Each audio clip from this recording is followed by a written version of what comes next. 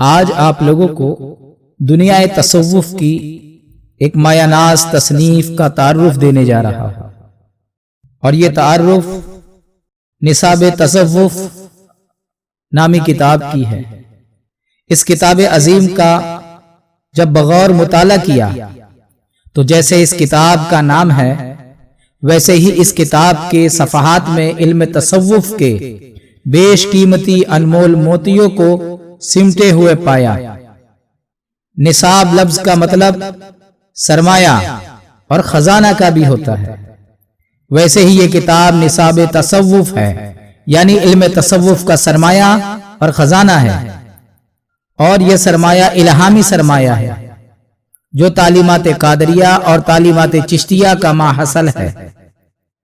یہ کتاب پڑھنے کے بعد ہم محسوس ہی کر رہے تھے کہ یہ الہامی کتاب ہے، اتنے میں معلوم ہوا یہ کتاب نصاب تصوف سرکار ہند الولی عطا رسول سلطان الاولیاء خواجہ خواجگاہ خواجہ معین الدین محمد حسن چشتی سنجری اجمیری غریب نواز رحمت اللہ تعالی علیہ کے حکم کے مطابق آپ کے فیضان روحانی عطا لاسانی سے وجود میں آئی، اور سرکار معارف المشائخ برہان الحقائق سر الاسرار نور الانوار تاج الاولیاء قمر الاصفیاء سیدی و مرشدی پیر روشن ضمیر حضرت خواجہ شیخ صوفی محمد فاروق شاہ قادری الچشتی معروف پیر مدظ اللہ العالی، جبکہ آپ کو بارگاہ غریب نواز رحمت اللہ علیہ کی حاضری کا شرف حاصل ہوا تھا اور آپ سرکار غریب نواز رحمت اللہ تعالی علیہ کے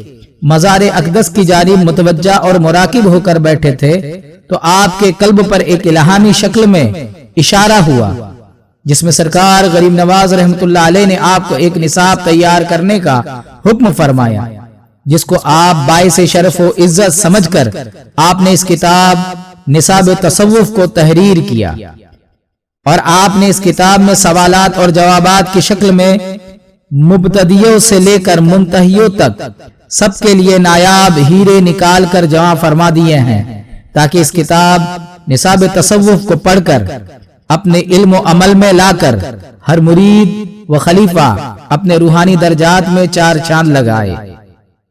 سرکار معروف پیر مدظ اللہ العالی نے اپنی انتھک محنتوں اور کاوشوں سے میدان تصوف میں بہت بڑی بڑی خدمات انجام دی ہیں، تحریری خدمات ہو یا تقریری خدمات۔ آپ کی خدمات سے دنیا تصوف خوب فیض پا رہی ہے اور اپنی پیاس بجھا رہی ہے۔ انہی خدمات میں یہ الہامی کتاب نصاب تصوف، جس میں 1-2 نہیں 10-20 نہیں بلکہ سینکڑوں سوالات و جوابات کے ذریعے علم تصوف کے اہم اور گہرے نکات اور اسرار بیان کیے گئے ہیں، جس سے ایک دن کے مرید سے لے کر خلفاء و مشائخ تک سبھی بے حساب استفادہ حاصل کر سکتے ہیں۔ ایسے مقام و منازل سے تعلق رکھنے والے گہرے راز و نیاز پر مشتمل سوالات و جوابات اور عنوانات پر تحریر فرمائے ہیں کہ اہل نظر ہدیہ تبریک پیش فرمائیں، جس کا مشاہدہ آپ کو اس کتاب کے بالاستیعاب مطالعہ کرنے سے ہی ہوگا۔ اس کتاب کے سوالات کی ایک جھلک اس طرح ہے۔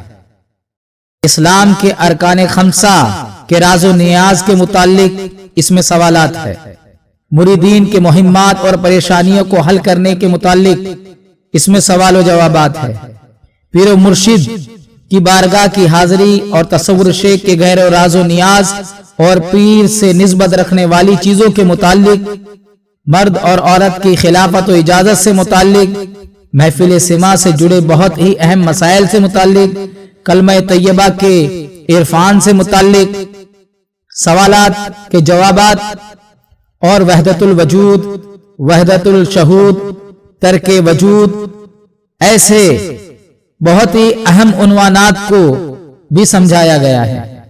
اس کتاب میں سوالات کس درجے کے ہیں اور کس آسان زبان میں ہیں، یہ سمجھنے کے لیے چند سوالات ملاحظہ فرمائیں۔ اس کتاب میں سوال ہے کہ سب سے پہلے کلمہ طیب کو کس نے پڑھا، پھر بعد از کس نے پڑھا۔ کلمہ طیب کے علم و اسرار کہاں تھے؟ اللہ تعالیٰ نے کلمہ طیب کے علم و اسرار کسے عطا فرمائے؟ جو اس کلمہ طیب کے علم و اسرار کو پا لیتا ہے اسے کیا کہتے ہیں؟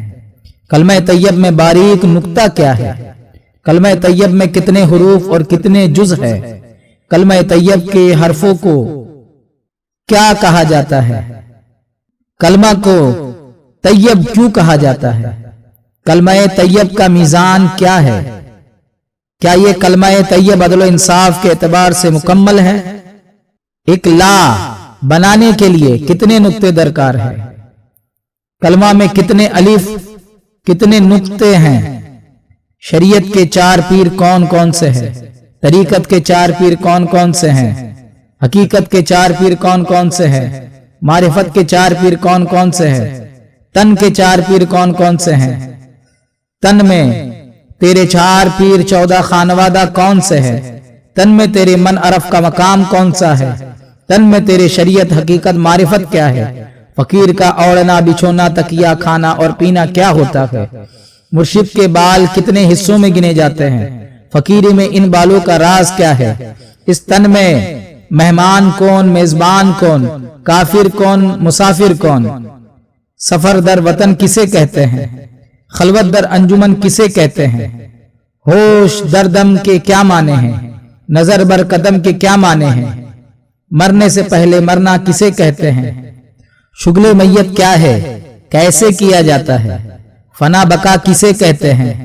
قبض و بسط کسے کہتے ہیں؟ اس طرح کے سوالات کر کے ان کے جوابات عنایت کیے گئے ہیں۔ ایسے بہت سے بے نظیر عرفانی اور روحانی رموز و اسرار اور تصوف کے قیمتی خزانوں کا سرمایہ آسان سے آسان تر عام فہم انداز میں سوالات و جوابات کی شکل میں یکجا کر دیا گیا ہے تاکہ تشنگان راہ تصوف اپنی پیاس بجھا سکے اور اولیاء کرام کی تعلیمات سے فیوزات و برکات حاصل کر سکے۔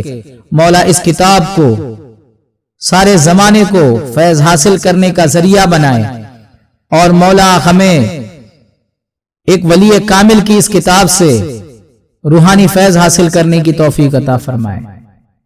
آمین یا رب العالمین بجاہ النبی الکریم۔